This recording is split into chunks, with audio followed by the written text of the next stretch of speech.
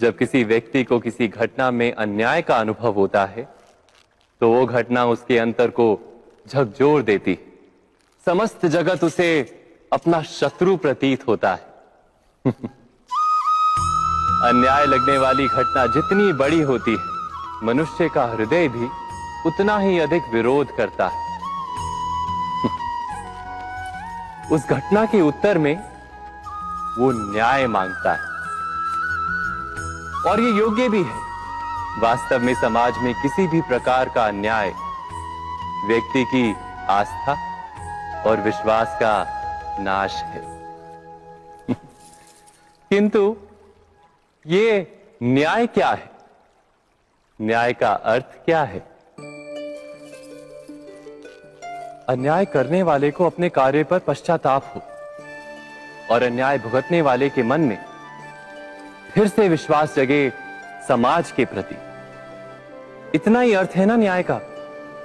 किंतु जिसके हृदय में धर्म नहीं होता, वो न्याय को छोड़कर बैर और प्रतिशोध को अपनाता है।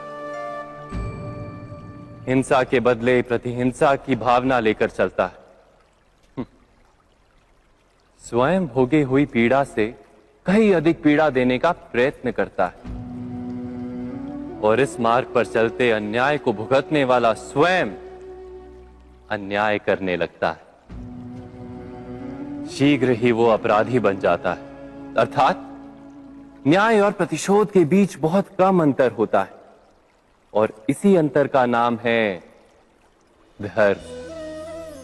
क्या ये सत्य नहीं? स्वयं विचार कीजिए। पिता सदा ही अपने संतान के सुख की कामना करते हैं, उनके भविष्य की चिंता करते रहते हैं। इसी कारणवश सदा ही अपने संतानों के भविष्य का मार्ग स्वयं निश्चित करने का प्रयत्न करते रहते हैं। जिस मार्ग पर पिता स्वयं चला है, जिस मार्ग के कंकर पत्थर को स्वयं देखा है, मार्ग की छाया, मार्ग की धूप को स्वयं जाना है, उसी मार्ग पर उसका पुत्र भी चले, यही इच्छा रहती है हर पिता की। निसंदेह उत्तम भावना है ये। किंतु 3 प्रश्नों के ऊपर विचार करना हम भूल ही जाते हैं। कौन से प्रश्न? प्रथम प्रश्न, क्या समय के साथ प्रत्येक मार्ग बदल नहीं जाते? क्या समय सदा ही नई चुनौतियों को लेकर नहीं आता? तो फिर बीते हुए समय के अनुभव नई पीढ़ी को किस प्रकार लाभ दे सकते हैं? दूसरा प्रश्न, क्या प्रत्येक संतान अपने माता पिता की छवि होता है?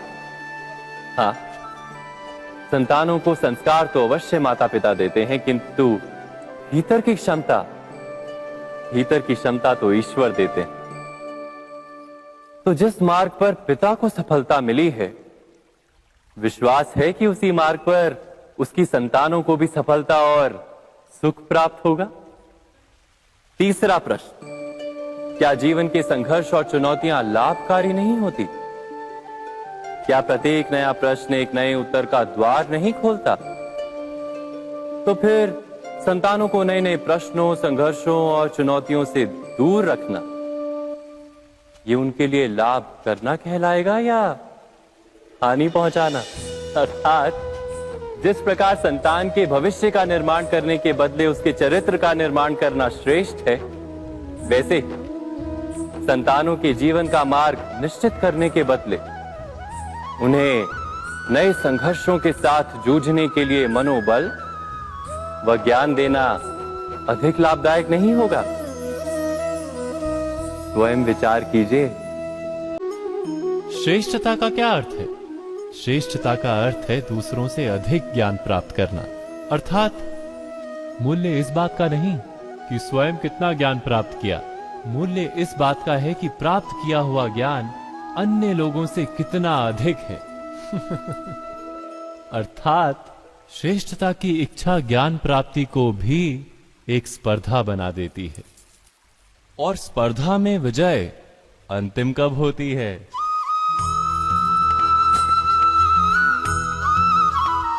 कुछ समय के लिए तो श्रेष्ठ बना जा सकता है, किंतु सदा के लिए कोई श्रेष्ठ नहीं रह पाता। फिर वही असंतोष, पीड़ा और संघर्ष जन्म लेता है। किंतु श्रेष्ठ बनने के बदले यदि उत्तम बनने का प्रयत्न करें तो क्या होगा? उत्तम का अर्थ है कि जितना प्राप्त करने योग्य है वो सब प्राप्त करना, किसी से अधिक पाने की इच्छा से नहीं, मात्र आत्मा की तृप्ति हेतु कुछ प्राप्त करना। उत्तम के मार्ग पर किसी अन्य से स्पर्धा नहीं होती, स्वयं अपने आप से स्पर्धा होती है। अर्थात उत्तम बनने का प्रयत्न करने वाले को देर अबेर सारा ज्ञान प्राप्त हो जाता है, बिना प्रयत्न के ही वो श्रेष्ठ बन जाता है। किंतु जो श्रेष्ठ बनने का प्रयत्न करता है वो श्रेष्ठ बने या ना बने, उत्तम कभी नहीं बन पाता।